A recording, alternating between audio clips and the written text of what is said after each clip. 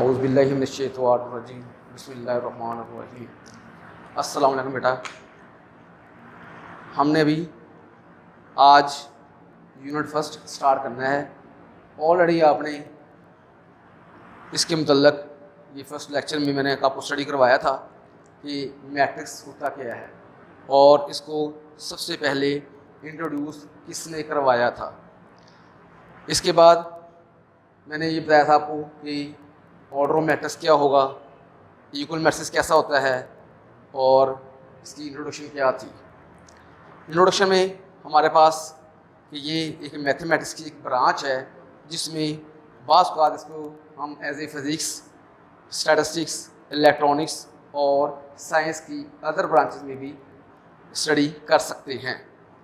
वो was the idea of matrix and when, वो कौन सी शख्सियत थी जिसने मैट्रिक्स का आइडिया पेश किया और ये कब की बात थी। इसमें इंट्रोडक्शन के साथ ये लास्ट 2 लाइन दी हुई हैं। The idea of matrix was given by Arthur clay, an English mathematician 19th century who first developed theory of matrices in 1858। 1858 में उसने इसकी थ्योरी को पेश किया था आर्थर क्ले ने। अब इसके बारे में कि मैट्रिक्स होता क्या है। मैट्रिक्स एक ऐसी रेक्टेंगुलर अरे होती है जिसमें किसी भी नंबरों को आप कलेक्शन करके एक स्क्वायर ब्रैकेट में हल कर सकते हैं। इसकी फॉर एग्जांपल कोई भी नंबर ले लें आप, for example 1 2 3 5 4 5 6 up to so on. ये हमारे पास एक मैट्रिक्स तौर पर आपने इसको लिख दिया। अब इसमें हमारे पास ये रेक्टेंगुलर अरे आ रहा है। अब इसकी बाज़ औक़ात हम इसको ऐसे भी लिख सकते हैं 1 2 3 और 4, यही मैट्रिक्स है, और 1 2 ये भी एक मैट्रिक्स है। यानी मैट्रिक्स को आप किसी भी शेप में इसको ज़ाहिर कर सकते हैं। उसके बाद ऑर्डर क्या होता है इसका मैट्रिक्स का। Order of matrix the number of rose and columns in A matrix specifies it's order. इसके रोज के नंबर्स को और कॉलम्स के नंबर को हम स्पेसिफाइज कर सकते हैं इसके ऑर्डर पे। The number of rose and column in matrix specifies it's order. If matrix M has M rows and N columns then order will be M cross N या M cross N, M by N भी कह सकते हैं इसको हम। Order of matrix होता क्या है।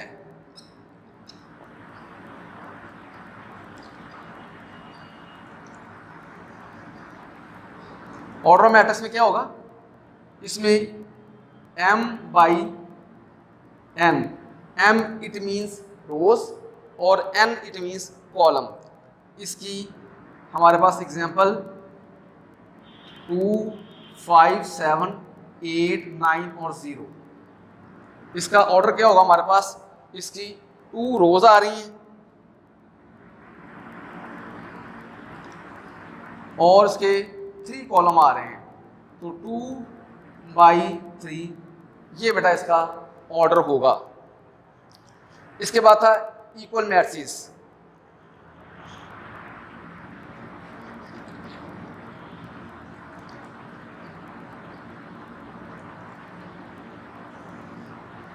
इक्वल मैट्रिक्स में क्या होगा, इसमें 2 मैट्रिक्स का होना जरूरी होता है। Let A and B be 2 matrices then A is said to be equal to B and denoted by A is equal to B if and only if। अगर इनकी 2 शराइत का होना ज़रूरी होता है तब हम इसको कह सकते हैं कि ये मैट्रिक्स हमारे पास इक्वल हैं। नंबर 1 क्या होगा, इसके ऑर्डर बराबर होना चाहिए। Order of A is equal to order of B।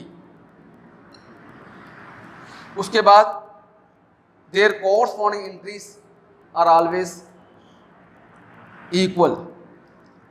There corresponding entries are equal. उसकी कॉरस्पॉन्डिंग एंट्री हमारे पास से इक्वल होगी।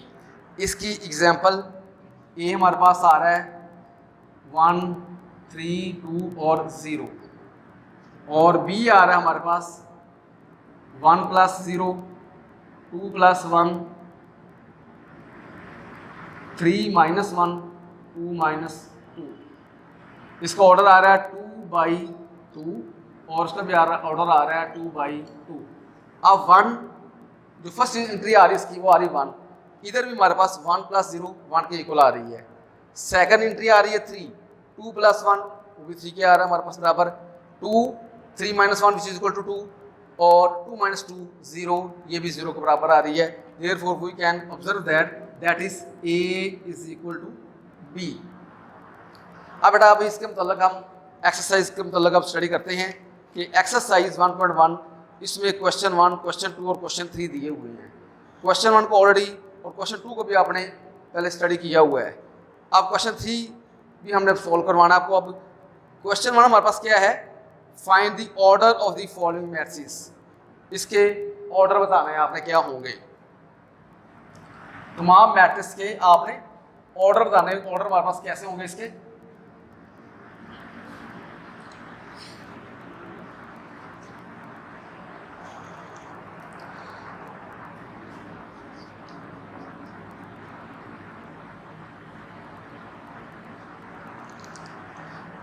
क्वेश्चन 1 इसमें हमारे पास A आ रहा है 2, 3, -5 और 6। इसमें बेटा हमारे पास 2 रोज आ रही और 2 इसके कॉलम है। Order of A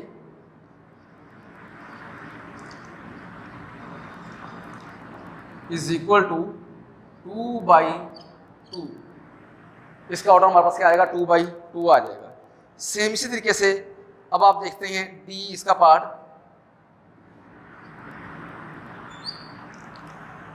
4, 0, 6। इसमें बेटा हमारे पास ये 3 रोज आ रही हैं और 1 इसका कॉलम आ रहा है। द ऑर्डर ऑफ D ये आएगा हमारे पास 3/1 नंबर ऑफ रोज और उसके बाद इसका नंबर ऑफ कॉलम्स। अब नंबर हमारे पास रोज आ रही है इसकी 3 आ रही हैं और कॉलम इसका 1 आ रहा है। इसका ऑर्डर क्या होगा हमारे पास, क्या होगा 3/1 होगा। अब है question number 2, which of the following matrix are equal. अब यहाँ पे ये बताना है आपने कि कौन कौन से मैट्रिक्स इक्वल हैं। इसमें A हमारे पास जो आ रहा है 3। अब बेटा इसका ऑर्डर जो हमारे पास आ रहा है वो आ रहा है 1/1 और इसका एलिमेंट भी एक ही आ रहा है। अब यहाँ पे हमें कुछ सर्च करना है कि वो कौन सा मैट्रिक्स होगा जिसका ऑर्डर भी 1/1 हो और एक ही उसका एलिमेंट हो। इसमें आप देख सकते हैं जो C दिया हुआ है 5 - 2, इसको आप हल करें तो ये आ जाएगा हमारे पास 3। इसका ऑर्डर भी 1/1 आ रहा है और इसका ऑर्डर भी 1/1 आ रहा है। ये भी 3 है और ये भी 3 है।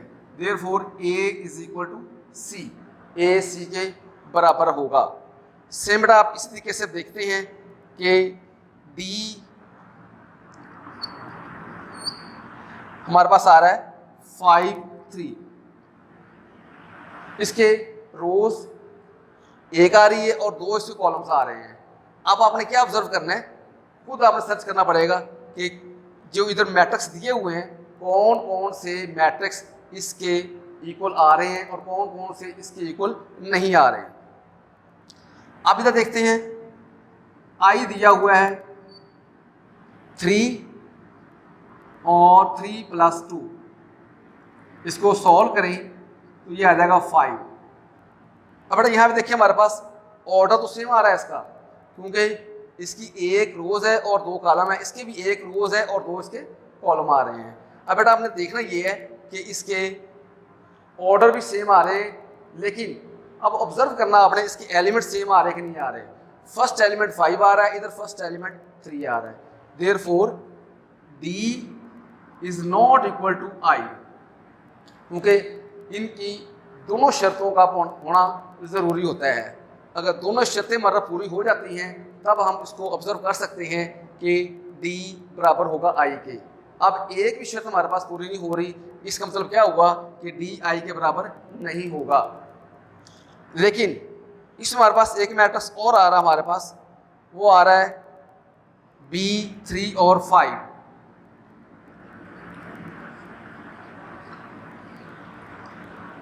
अब इसको देख सकते हैं हम कि B और I ये दोनों मैट्रिक्स बराबर आ रहे हैं।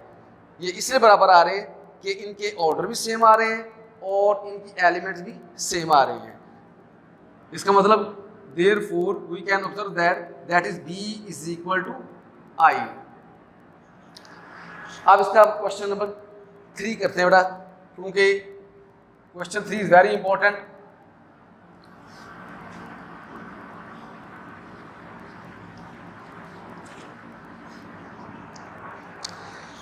क्वेश्चन 3 में उसने पूछा क्या हुआ है, find the values of A B C and D which satisfy the matrix equation. Equation क्या दी हुई है, इसका मतलब क्या होगा कि इसके ऑर्डर तो बराबर आ रहे हैं और इसकी कॉरस्पॉन्डिंग एंट्रीज वो भी बराबर होंगी। ए प्लस सी, ए प्लस 2b, सी माइनस 1, 4d माइनस 6, 0 माइनस 7, 3 और 2d।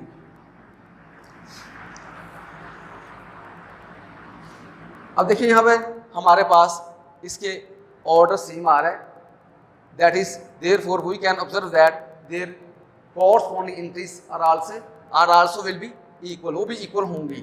उसमें कैसे होगा हमारे पास a plus C is equal to 0, इसको इक्वेशन 1 कह लें आप।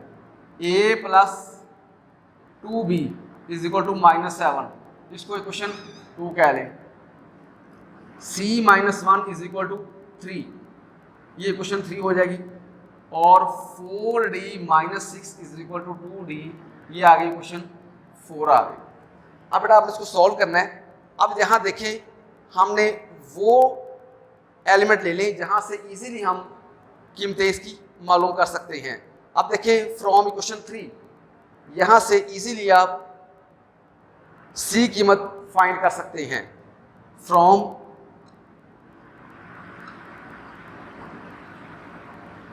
Equation 3 c minus 1 equal to 3 और c आ जाएगा 3 plus 1, c is equal to 4।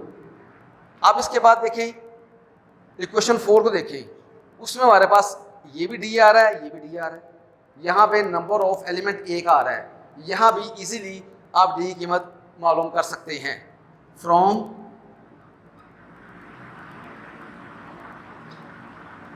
Equation 4d minus 6 2d। अब 2d को इधर लेके आ जाएं आप, 6 इधर के पॉजिटिव हो जाएगा, 4 को निकालें 2d इज इक्वल टू 6 और d आ जाएगा 6 डिवाइड बाई 2। तो कैंसलेशन होने के बाद d इज इक्वल टू 3। अब हमने a और b दो कीमतें आपने फाइंड आउट करनी है। आप यहाँ पे देखिए ऑब्जर्व करें कि c कीमत जो आ रही 4, ये पुट करते हैं इक्वेशन नंबर 1 में, तो हम इजीली a कीमत फाइंड कर सकते हैं। Put c is equal to 4 in equation number 1, a plus C is equal to 0, c आ जाएगा हमारे पास 4 और a आ जाएगा 0 में से 4 माइनस करें तो हमारे पास a is equal to minus 4। अब a की कीमत जो अभी आपने निकाली है इसको पुट करते हैं इक्वेशन नंबर 2 में। We can easily find the value of b। Put a is equal to minus 4 in equation number 2। A plus 2b is equal to -7, a -4 plus 2b -7। अब बेटा हमारे पास -7 आ रहा है, ये -4 आ रहा है, -4 को इधर ले जाएं आप तो आ जाएगा हमारे पास 2b -7 plus 4, 2b is equal to -3 आ गया। b आपने मालूम करना है तो 2 इधर मल्टीप्लाई इधर आके डिवाइड हो जाएगा, -3 डिवाइड बाई 2। तो ये हमारे पास इसको ऐसे लिख सकते हैं या इसको -1.5 भी कह सकते हैं। अब हमारे पास बेटा आपने a, b, c और d कीमतें फाइंड आउट कर ली हैं। इसको हम आंसर के तौर पर a is equal to -4, b is equal to -3/2 और -1.5, c हमारे पास आ रहा है 4 के बराबर और d आ रहा है 3। तो ये बेटा आपका आंसर होगा। अब क्वेश्चन एक्सरसाइज 1.1 हमारे कंप्लीट हो चुकी है, तो इंशाल्लाह हम नेक्स्ट 1.2 स्टार्ट करेंगे। लेकिन 1.2 स्टार्ट करने से पहले आपने ये इसकी टाइप्स के मतलब डिस्कस करके आना है और इंशाल्लाह वो हम टाइप्स भी मैं आपको स्टडी करवाऊंगा कि टाइप्स हमारे पास इसकी टाइप्स कितनी होती हैं और उसको कैसे आप फाइंड आउट करते हैं। और इंशाल्लाह हम नेक्स्ट आपसे मुलाकात होगी। Best of good luck. अल्लाह हाफिज़।